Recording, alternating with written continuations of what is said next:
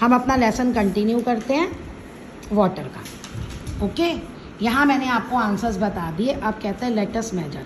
अब उन्होंने एक एक्टिविटी कंडक्ट की दोनों ने टू फाइंड द एविडेंस। अब इस रीज़न के लिए जो ऊपर थे ना 3, क्या किया उन्होंने, ग्लास टम्बलर को आधा पानी से भरा, उसमें कुछ आई प्लेस डाली और उसको स्टील प्लेट से कवर कर दिया, फिर उसको वेट किया वेइंग मशीन पे, फिर यहीं सेम उन्होंने क्या किया 30 मिनट्स बाद किया। अब क्या हुआ भाई, कहता है predict what will happen to the mass of the cold water kept on digital weighing machine. पहली बारी में और दूसरी बारी में क्या उसके वेट में कोई फ़र्क आएगा, क्या बढ़ेगा या घटेगा।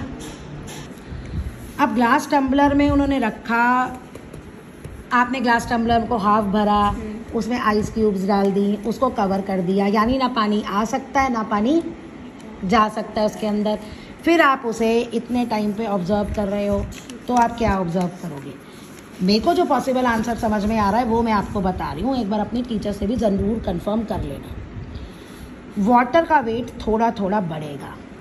अब क्वेश्चन ये है कि वाटर, ये जो हमारा पूरा हमने एक्सपेरिमेंट किया, जो रखा हम जिसको नाप रहे हैं उस ग्लास को, पानी वाले को, उसका वेट धीरे धीरे बढ़ेगा।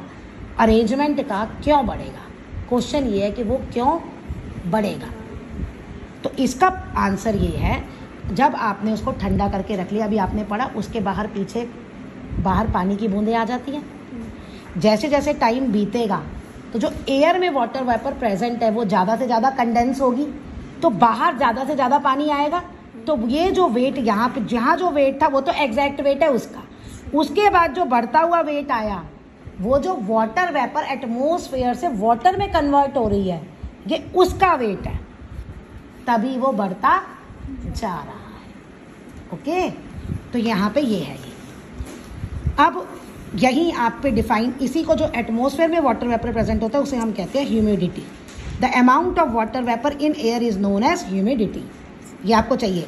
अब सबसे इसको ज़रा ध्यान से देखो, क्योंकि ये पॉइंट हम इवेपोरेशन में भी डिस्कस करेंगे। जब एयर में वाटर वेपर ज़्यादा होता है तो हम कहते हैं हाई ह्यूमिडिटी है, यानी वाटर वेपर बहुत ज़्यादा है।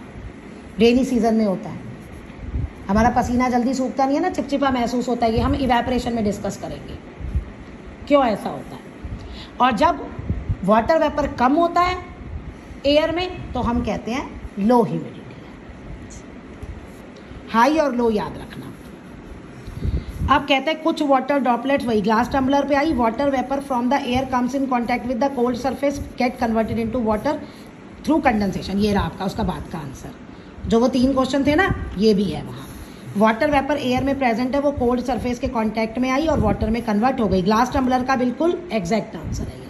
ग्लास टम्बलर पे बाहर पानी की बूंदें कैसे आई, लेमनेड बना रहा था तो बाहर पानी की बूंदें कैसे आई। इंक्रीज इन द रीडिंग, हाँ ये वही है कि इसी की वजह से, सही है हम।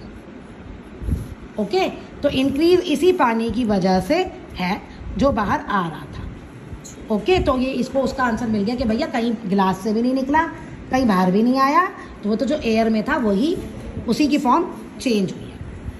अब कहते हैं वाटर लेवल देखा ग्लास टम्बलर में मार्कर से, विजिबल टेप से। देखिए अब आपकी बुक ये कह रही है कि अब एग्जैक्ट आंसर तो मैंने तुम्हें दे दिया, तुम यही लिखोगे, लेकिन बुक को तो अपना पूरा क्यूरियोसिटी जो बच्चे को आती है वो जान के पूरी करनी है ना। अब कहते हैं रीडिंग तो चलो बड़ी, तो क्या इससे हम ये निकालें कि ग्लास टम्बलर से ही पानी बाहर आ गया, क्योंकि वाटर तो बाहर ही है ना।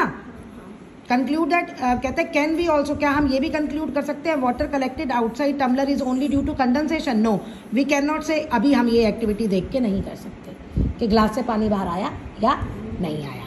अब इसके लिए उन्होंने क्या किया, इन्होंने ना जो ग्लास लिया है ना उसमें जो पानी था उस पर लेवल मार्क कर लिया।